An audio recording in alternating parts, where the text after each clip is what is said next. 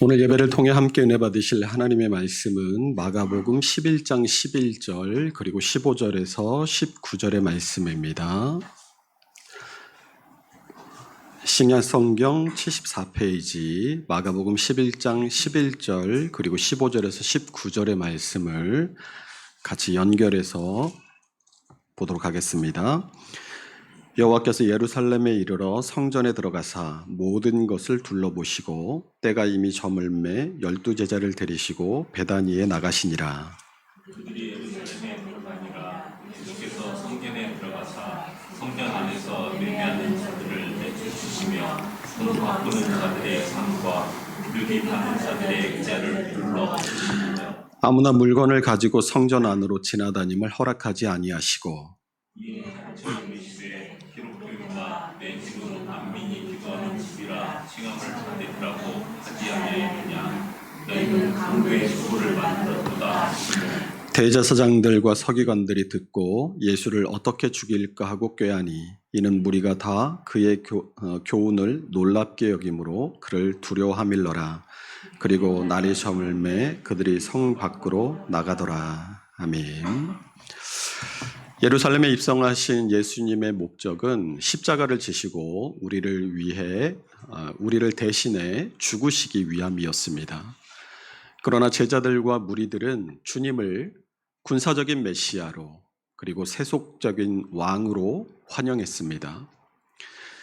예수님은 그들에게 목적이 아니라 수단이었던 것이죠. 자기들을 잘 살게 해줄 수 있는 도구요, 로마의 압제로부터 벗어나게 해줄 수단, 그것 이상도 이하도 아니었습니다. 예수가 이렇게 수단이 됨은 자기 욕망의 투영입니다. 자기 자신을 겸손히 내려놓고 주님의 뜻에 따르기 원하는 자에게 예수는 수단이 아니라 그 인생의 목적이 되어야 합니다. 예수가 우리의 인생의 목적이 될 때 우리는 예수님 한 분만으로 기뻐하고 즐거워하며 감사하는 삶을 살아갈 수 있게 됩니다.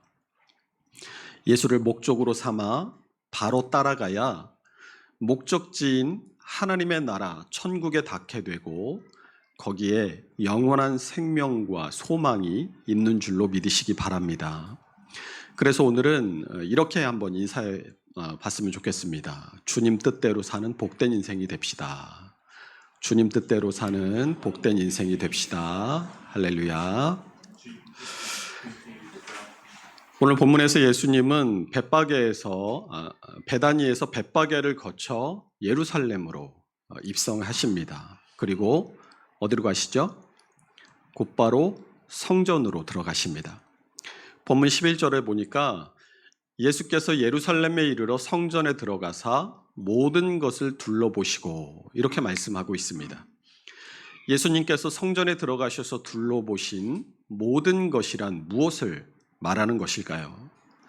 예수님의 성전 청결 사건은 한 번 있었던 일이 아닙니다. 예수님의 공생의 초기에 한 번, 그리고 오늘 십자가에 못 박히시러 예루살렘에 올라가셨던 공생애의 마지막에 한 번, 모두 두 번의 성전 청결 사건이 있었습니다. 예수님의 성전 청결이 공생애의 초기와 마지막에 있었다라는 것은 이미 3년 전에도 예수님은 성전을 청결하게 하신 적이 있었다는 말이죠. 하지만 예수님께서 공생의 초기에 성전을 깨끗하게 청결하게 만드셨음에도 3년이 지난 지금 성전은 원래의 모습으로 다시 돌아와 있었습니다. 바디메오는 에콜루데이 했지만 성전은 에콜루데이 하지 못하고 원상복구되어 버린 것입니다. 그러니까 예수님께서 성전에 들어가셔서 둘러보신 모든 것이란 다시 강도의 소굴이 되어버린 성전을 말하는 것입니다. 그런데 예수님은 그 모습을 보시고 다시 베다니로 나가십니다. 본문은 때가 이미 저물었기 때문이다라고 예수님께서 성전의 참상을 보시고도 베다니로 나가신 이유에 대해서 설명해 주고 있어요. 아마도 성전의 상인과 돈 바꾸는 자들도 해가 저물자 장사를 접고 파장 분위기였기 때문이었을 것입니다. 이튿날 아침 다시 성전을 찾으신 예수님은 3년 전에도 그러하셨듯이 다시 한번 성전 안에 매매하는 자들을 내쫓으시고 돈 바꾸는 자들의 상과 비둘기 파는 자들의 의자를 둘러 엎으십니다. 그리고 성전의 진정한 목적에 대해 다시 한번 일깨워 주십니다. 우리 본문 17절의 말씀을 함께 읽어봅니다. 이에 가르쳐 이르시되 기록된 바 내 집은 만민이 기도하는 집이라 칭함을 받으리라고 하지 아니하였느냐. 너희는 강도의 소굴을 만들었도다 하시매. 주님의 말씀을 통해서 성전은 어떤 곳이어야 하는지를 우리는 알게 됩니다. 성전은 어떤 곳이에요? 성전은 기도하는 집이다라는 거예요. 열왕기상 8장에서 솔로몬이 그 아버지 다윗이 그토록 사모하던 성전을 지어서 하나님께 봉헌합니다. 그리고 성전 낙성식에서 하늘을 향해 손을 펴고 기도해요. 우리 열왕기상 8장 27절에서 30절 말씀을 같이 읽어보겠습니다. 하나님이 참으로 땅에 거하시리이까 하늘과 하늘의 하늘이라도 주를 용납하지 못하겠거든 하물며 내가 건축한 이 성전이오리이까 그러나 내 하나님 여호와여 주의 종의 기도와 간구를 돌아보시며 이 종이 오늘 주 앞에서 부르짖음과 비는 기도를 들으시옵소서. 주께서 전에 말씀하시기를 내 이름이 거기 있으라 하신 곳 이 성전을 향하여 주의 눈이 주야로 보시며 주의 종이 이곳을 향하여 비는 기도를 들으시옵소서. 주의 종과 주의 백성 이스라엘이 이곳을 향하여 기도할 때에 주는 그 간구함을 들으시되 주께서 계신 곳 하늘에서 들으시고 들으시사 사하여 주옵소서. 아멘. 그리고 이 본문의 그 밑으로 쭉 53절까지 어떤 일이 있더라도 그리고 어디에서라도 성전을 향해서 하나님께 기도하면 응답해 달라는 솔로몬의 간절한 기도가 이어집니다. 솔로몬이 성전을 지어서 하나님께 봉헌한 이유가 무엇이겠습니까? 27절에서 솔로몬이 고백한 것처럼 하나님을 사람의 손으로 지은 건물 안에 가두어 둘 수 없습니다. 솔로몬도 그걸 알아요. 그런데 왜 성전을 지어서 하나님께 봉헌합니까? 성전은 하나님을 위한 것이 아니라 죄로 인해서 하나님과 가까이 할 수 없는 불쌍한 인생들, 바로 우리들을 위한 것이었습니다. 솔로몬이 왕이 되었을 때 하나님께서 그를 마음에 들어 하십니다. 그런데 왜 마음에 들어 하세요? 그가 지혜를 구하죠. 우리 열왕기상 3장 7절에서 10절 말씀 같이 읽어보겠습니다. 나의 하나님 여호와여 주께서 종으로 종의 아버지 다윗을 대신하여 왕이 되게 하셨사오나 종은 작은 아이라 출입할 줄을 알지 못하고 주께서 택하신 백성 가운데 있나이다. 그들은 큰 백성이라 수요가 많아서 셀 수도 없고 기록할 수도 없사오니 누가 주의 이 많은 백성을 재판할 수 있사오리이까. 듣는 마음을 종에게 주사 주의 백성을 재판하여 선악을 분별하게 하옵소서. 솔로몬이 이것을 구하매 그 말씀이 주의 마음에 든지라. 솔로몬이 부귀나 영화를 구하지 않아서 하나님의 마음에 든 것이 아니라 그의 백성을 사랑하는 마음이 하나님의 마음에 든 거예요. 그런데 그 백성이 누구의 백성입니까? 9절에서도 말씀하는 것처럼 주의 백성, 하나님의 백성이에요.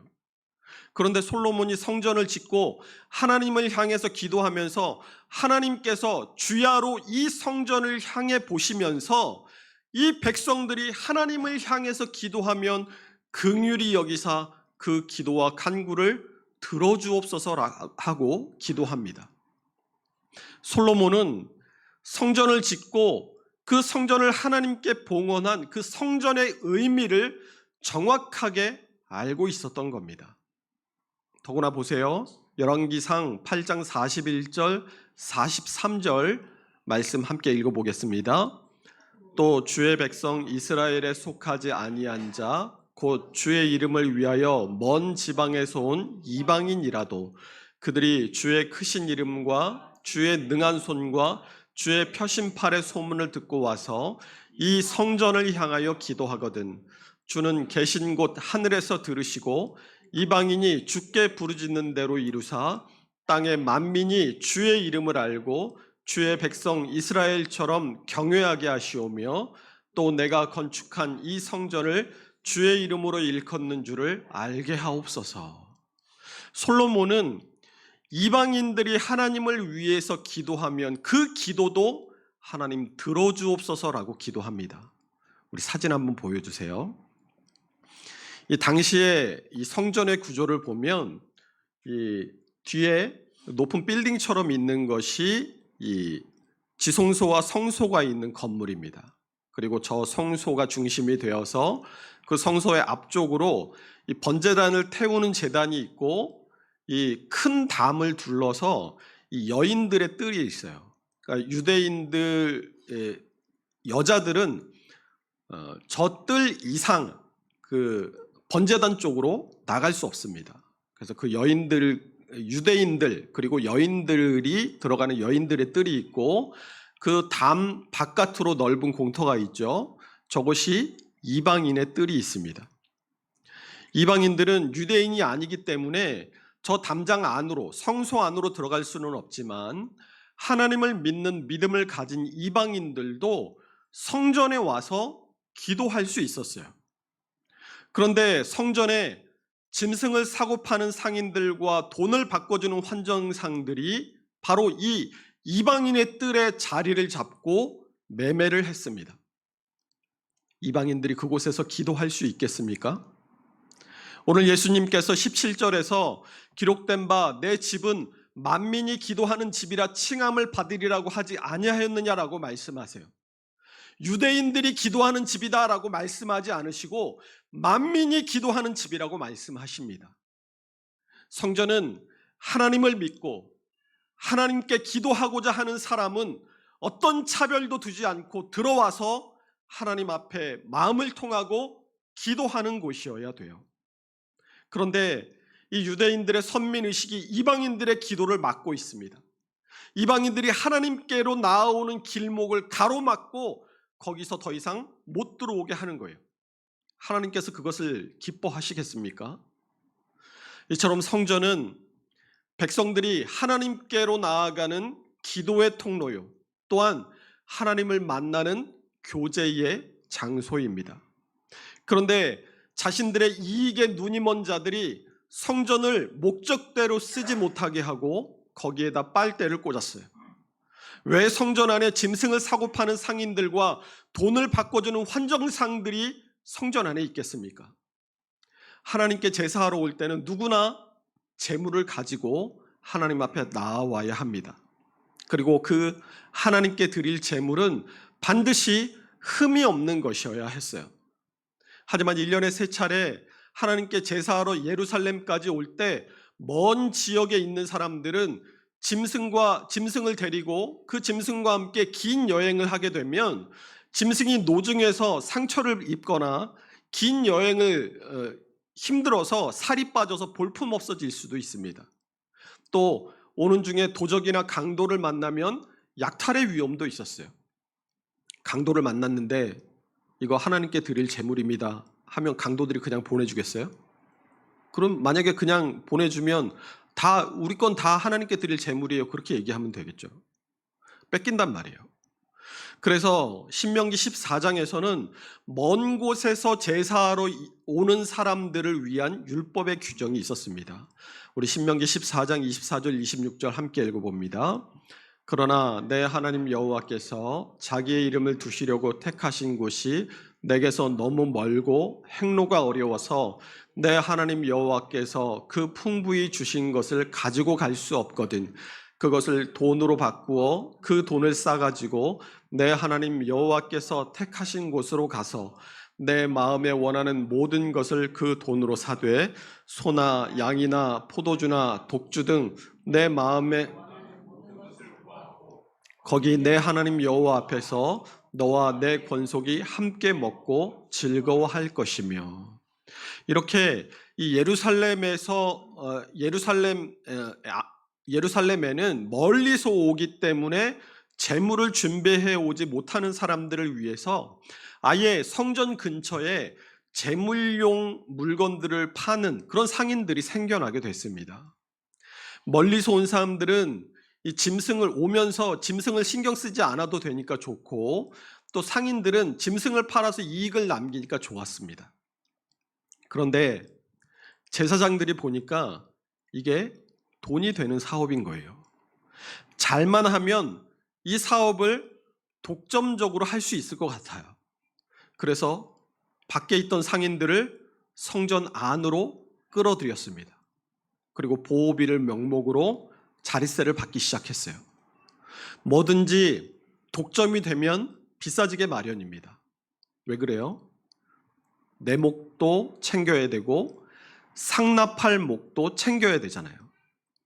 더구나 이 제사장들이 상인들과 결탁하게 되면서 사람들이 정성껏 준비해온 아무런 문제가 없는 좋은 짐승도 제물로 도장을 찍어주지를 않는 거예요. 제물로 쓰이려면 이 번제단이 있는 뜰로 가기 전에 그 앞에서 제사장들이 그 제물에 도장을 찍어줘야 되거든요. 그러니까 제사장들이 이 제물에 흠이 있는지 없는지를 확인하고 도장을 찍어줍니다. 그런데 흠이 없는데 도장을 안 찍어줘요. 그리고는 온갖 핑계를 대면서 흠이 있으니까 당신 저기 밖에 있는 상인들한테 가서 제대로 된 제물을 사와라, 이렇게 합니다. 그러면 울며 겨자 먹기로 상인에게 가죠. 그리고 자기가 가지고 온 아무 흠이 없는 짐승을 헐값에 넘기고 그들이 파는 비싼 짐승을 사가지고 와요. 그러면 헐값에 멀쩡한 짐승을 산 이 상인들은 다른 사람들에게 그 짐승을 제물용으로 다시 비싸게 팔아서 큰 이익을 또 차익을 남깁니다. 돈을 바꿔주는 환전상들이 이 성전 안에 있는 이유 역시 마찬가지예요. 당시에 팔레스타인은 로마의 지배를 받았잖아요. 그러니까 이 공용 화폐가 로마의 주화였어요.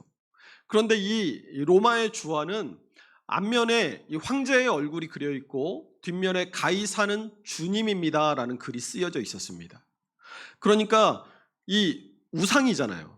그래서 그 돈을 성전에 드릴 수는 없으니까 성전 안에서만 통용되는 세켈이라는 동전을 새로 만들었습니다. 당연히 성전에 헌금하기 위해서 이 로마의 주화를 세켈로 환전해야 되는데, 환전하면 뭐가 발생해요? 환전 수수료가 붙죠. 그리고 환전하면 환차액이 생깁니다. 그러니까 환전을 하면 어마어마한 이익이 이중으로 생기는 거예요. 자, 오늘 본문 15절에서 16절 함께 다시 읽어보겠습니다. 그들이 예루살렘에 들어가니라. 예수께서 성전에 들어가사 성전 안에서 매매하는 자들을 내쫓으시며 돈 바꾸는 자들의 상과 비둘기 파는 자들의 의자를 둘러엎으시며 아무나 물건을 가지고 성전 안으로 지나다님을 허락하지 아니하시고. 자, 여기 예수님께서 성전을 청결하게 하신 일들이 뭐였는지를 기록해 주고 있는데, 첫 번째는 뭐예요? 매매하는 자들을 내쫓으시고, 두 번째는 돈 바꾸는 자들의 상을 엎으시고, 세 번째는 비둘기 파는 자들의 의자를 엎으시고, 네 번째는 아무나 물건을 가지고 성전으로 지나다님을 허락하지 않으십니다. 자, 방금 매매하는 자들과 돈 바꾸는 자들에 대해서는 설명을 했죠. 그러면 비둘기 파는 자들은 뭐겠어요? 이 비둘기는 성전에 제사 드리러 올 때 가난한 사람들의 제물이었어요. 정말 너무 가난해서 드릴 것이 없는 사람들은 산에 가서 비둘기를 잡아다가 그 비둘기를 하나님 앞에 나올 때 제물로 드렸습니다. 그런데 성전에서 지금 비둘기도 팔고 있어요. 성경 주석학자였던 윌리엄 바클레이라는 분이 이 오늘 본문을 해석하면서 이렇게 얘기했어요. 성전 밖에서는 9펜스밖에 안 되는 비둘기 한 쌍이 성전 안에서는 15실링을 지불해야 했다. 그러니까 이분이 이 옛날 영국 분이라서 옛날에 영국에서 쓰이던 이 화폐 단위를 사용해서 이 본문을 설명을 하셨는데 이걸 오늘날의 말로 바꿔보면 이렇게 돼요. 당시에 1페니가 16원 정도 되거든요. 그러니까 페니는 단수이고 페니가 2개 이상 되면 복수라서 펜스라는 말을 씁니다. 그래서 한 개는 펜이고 2개는 펜스예요. 2개 이상은. 그래서 이분이 비둘기 한 쌍이 성전 밖에서는 9펜스라고 했으니까 9펜스를 16원으로 곱해보면 144원이 되죠. 그러니까 정말 가난한 사람들이 하나님 앞에 그 가난한 마음으로 하나님 앞에 나와서 드리는 그 재물인 비둘기가 155원짜리인 거예요. 그런데 성전 안에서는 이 9펜스짜리 비둘기가 15실링에 팔렸다라고 하죠. 1실링은 10펜스가 아니라 12펜스예요. 그러니까 1페니가 16원이 12개면 192원이죠. 이걸 15로 곱하면 288원이 돼요. 그러니까 150원짜리 비둘기가 288원으로 거의 20배에 가까운 폭리를 이 성전 상인들이 취하고 있었다는 말이 됩니다. 이걸 통해서 이 성전 안에서 매매되고 있던 재물의 가격을 유추해 볼 수 있습니다. 지금 몽골에 가면 양 한 마리가 한 13만 원 정도 한대요. 그런데 이 13만 원짜리 양 한 마리가 성전에 가면 260만 원짜리가 되는 거예요. 예수님께서 금하신 네 번째가 뭐였습니까? 아무나 물건을 가지고 성전 안으로 지나다님을 허락하지 않으시죠. 이건 성전을 그냥 통로로 이용했던 사람들을 못하게 하신 겁니다. 이 성전은 사방으로 문이 나 있고 예루살렘 시내와 예루살렘 이 외부를 가로지를 수 있는 위치에 있었기 때문에 이 성전을 지름길로 생각하고 이용하던 사람들이 있었어요. 성전을 거룩한 곳이고 하나님께서 계신 전이고 만민이 기도하는 집이라고 생각하지 않고 자기들의 편의를 위해서 이용하는 사람들이 있었다는 겁니다. 이게 왜 문제가 돼요?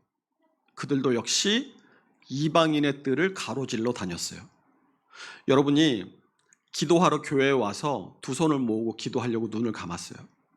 그런데 다른 사람이 교회에 놀러와서 피아노도 치고 기타도 치고 왔다 갔다 하면서 시끄럽게 하면 여러분 기도할 수 있습니까? 기도하는 거 포기하겠죠. 다음에 와야겠다. 다음에 또 오면 또 시끄러워요. 그럼 또 가요. 기도 못하는 거예요. 예수님께서 단순히 하나님께 드릴 재물을 사고 판다 때문에 그것 때문에 화가 나신 게 아니에요. 그 사업의 핵심이 뭐고 그 사람들의 마음 중심에 뭐가 있는지를 보신 겁니다. 예수님은 차별과 욕심과 불경건함으로 얼룩진 이 성전을 헐어버리시고 우리 안에 새 성전을 지으십니다. 우리 요한복음 2장 19절에서 22절 말씀 함께 읽어보겠습니다. 예수께서 대답하여 이르시되 너희가 이 성전을 헐라 내가 사흘 동안에 일으키리라. 유대인들이 이르되 이 성전은 46년 동안에 지었거늘 내가 3일 안에 일으키겠느냐 하더라. 그러나 예수는 성전된 자기 육체를 가리켜 말씀하신 것이라. 죽은 자 가운데서 살아나신 후에야 제자들이 이 말씀하신 것을 기억하고 성경과 예수께서 하신 말씀을 믿었더라. 아멘. 예수님께서 옛 성전을 허무시고 우리 안에 새롭게 지으신 성전은 예수 그리스도의 십자가 피 흘리심과 대속 위에 세워진 성전입니다. 그래서 누구든지 예수 그리스도를 나의 구주로 믿고 고백하면 하나님께서 우리 안에 성전을 세우세요. 고린도전서 3장 16절 함께 읽어봅니다. 너희는 너희가 하나님의 성전인 것과 하나님의 성령이 너희 안에 거하시는 것을 알지 못하느냐. 여러분, 옛 성전이 폐기된 이유를 잘 생각해 보면 새 성전된 우리가 어떻게 살아야 하는지를 알게 됩니다. 우리 안에 차별과 탐심과 불경건함이 자리 잡아서는 안 된다는 거예요. 새 성전된 우리가 모인 교회 역시 마찬가지입니다. 교회 안에 차별이 존재하면 안 돼요. 직분과 성별과 빈부와 역할의 차별이 존재하면 안 됩니다. 교회 안에 탐심이 있어서도 안 돼요. 교회를 영업장소로 생각하거나 자기의 이름을 드러내고 자기를 내세워서도 안 됩니다. 또 경건하지 못한 태도와 자세도 버려야 돼요. 야, 교회라고 별거냐?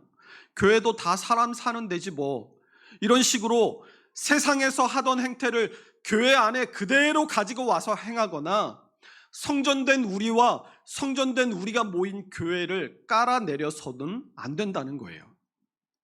하나님 앞에서 경건하고 사람들을 존중하는 태도와 자세가 항상 우리 안에 있어야 한다는 것을 잊지 마시기를 바랍니다.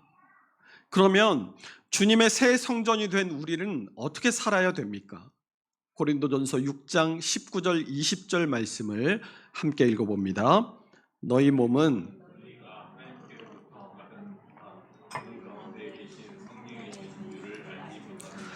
너희는 너희 자신의 것이 아니라 값으로 산 것이 되었으니 그런즉 너희 몸으로 하나님께 영광을 돌리라. 주님의 성전된 우리는 첫 번째로 거룩한 삶을 살아야 합니다.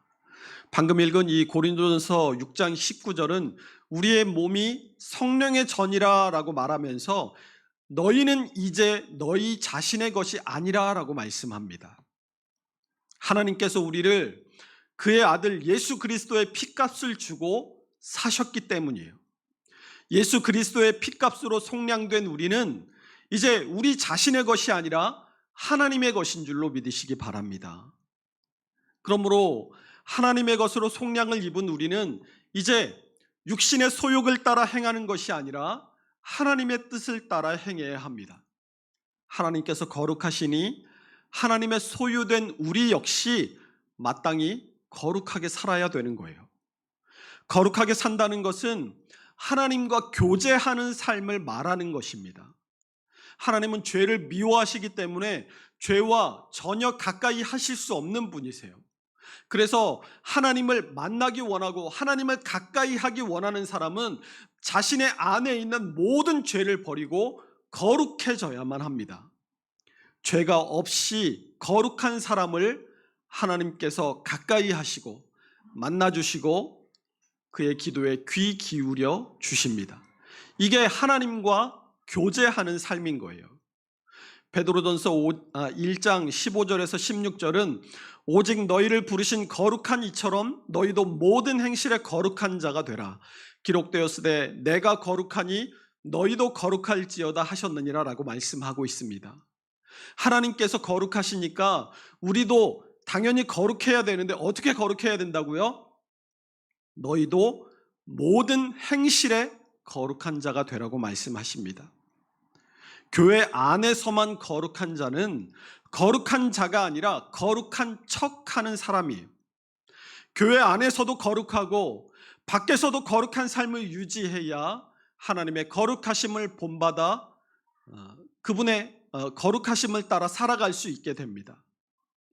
우리가 어느 날 갑자기 한순간에 우리의 모든 생각과 말과 행동이 180도 달라져서 거룩을 완성하기란 불가능한 일이에요. 하나님의 말씀과 기도로 거룩하여짐이라 라는 이 디모데전서 4장 5절의 말씀과 같이 우리는 매일 주님의 말씀과 기도를 통해 거룩해지게 됩니다. 우리는 이것을 성화라고 불러요. 우리의 본성 안에 담긴 이 죄를 향해서 기울어지는 경향성을 누르고 그것을 우리 안에서 내버리기 위해서는 우리의 의지와 결심이 필요한 게 아니라 주님의 말씀과 기도가 우리에게 반드시 필요한 거예요. 말씀과 기도를 가까이 하지 않으면서 내가 내 본성을 죽이고 내가 하나님을 닮은 거룩한 삶을 살아갈 수 있을 거야 라고 생각하는 것은 그건 불가능한 상상에 불과합니다. 주님의 성전된 우리는 두 번째로 하나님의 영광을 드러내는 삶을 살아야 합니다. 아까 함께 봤던 고린도전서 6장 20절을 다시 보세요. 값으로 산 것이 되었으니 그런즉 너희 몸으로 하나님께 영광을 돌리라 라고 말씀하고 있죠. 뭘로 하나님께 영광을 돌리라고요? 너희 몸으로 하나님께 영광을 돌리라. 몸으로 영광을 돌리라는 말의 의미가 쉽지 않으시죠? 우리 고린도전서 10장의 말씀이 이 몸으로 영광을 돌린다는 말의 의미를 더 자세히 설명해 주고 있습니다. 우리 함께 고린도전서 10장 31절에서 34절의 말씀 읽어보겠습니다. 그런즉 너희가 먹든지 마시든지 무엇을 하든지 다 하나님의 영광을 위하여 하라. 유대인에게나 헬라인에게나 하나님의 교회에나 거치는 자가 되지 말고 나와 같이 모든 일에 모든 사람을 기쁘게 하여 자신의 유익을 구하지 아니하고 많은 사람의 유익을 구하여 그들로 구원을 받게 하라. 아멘. 몸으로 영광을 돌리라라는 말을 31절에 뭐라고 한다고요? 31절 다시 보여주세요. 네. 먹든지 마시든지 무엇을 하든지. 그러니까 그 사람의 생각은 반드시 뭘로 나타나요? 그 사람의 말과 행동으로 나타나게 됩니다. 그러니까 우리의 말과 행동이 변하려면 먼저 뭐가 변해야 돼요? 우리의 생각이 달라져야 돼요. 예수님께서도 성전 안에서 장사하는 자들의 마음 중심을 보시잖아요. 로마서 16장 19절이 너희가 선한데 지혜롭고 악한데 미련하기를 원하노라 라고 말씀하는 것과 같이 선한 일, 거룩한 일에는 지혜롭기를 위해서 열심히 애를 쓰고 악한 일, 불경건한 일에는 마음을 멀리 해야 돼요. 그래야 의식적으로 우리가 생각할 때 할 수 있는 것뿐만 아니라 우리가 의식하지 못할 때 무의식 중에라도 하나님의 영광을 위한 삶을 자연스럽게 살아갈 수 있게 되는 겁니다. 32절 다시 보여주세요. 32절은 뭐라고 말씀합니까? 유대인에게나 헬라인에게나 하나님의 교회에나 거치는 자가 되지 말고. 이게 그 당시에는 무슨 말이냐면 모든 사람을 얘기하는 거예요. 그러니까 당시의 세계관 안에서는 유대인, 헬라인, 또 하나님의 교회 모든 사람을 아우르는 표현이거든요. 그래서 어떤 사람은 잘해주고 어떤 사람은 이유 없이 미워하고 하지 말라는 겁니다. 그리고 이어지는 33절 보세요. 나와 같이 모든 일에 모든 사람을 기쁘게 하여라고 합니다. 파당과 무리를 짓지 말라는 거예요. 악한 일에 우리가 미련하라라고 말씀하는데 악한 일에 우리가 지혜로워서 교회 안에서 사람들을 차별하고 무리를 짓고 정치질을 하지 말라는 거예요. 그 뒤에 뭐라고 합니까? 33절 뒤에 자신의 유익을 구하지 아니하고 많은 사람의 유익을 구하여 그들로 구원을 받게 하라. 이게 목적이 되어야 합니다. 모든 일에 모든 사람을 기쁘게 하라는 말은 그러면 나쁜 사람한테도 잘해야 된다는 얘기예요? 나쁜 사람도 그 사람의 비율을 맞추라는 얘기예요? 그게 아니라는 거예요.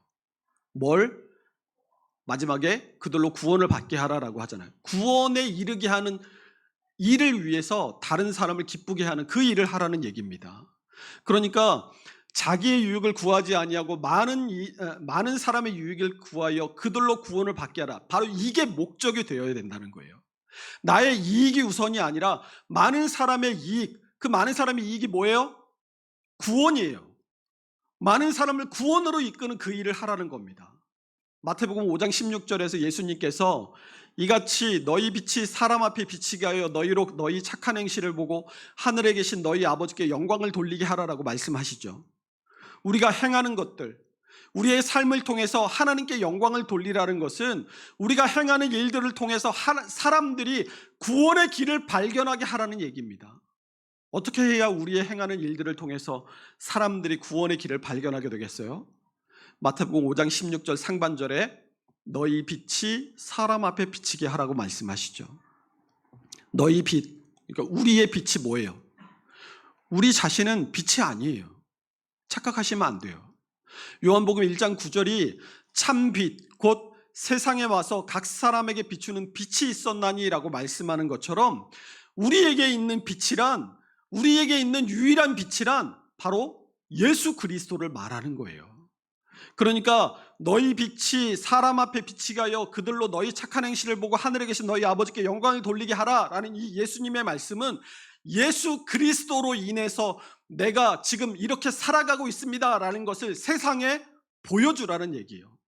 예수님 때문에 내가 이렇게 변화되었습니다. 예수님 때문에 내가 지금 이렇게 살아갑니다.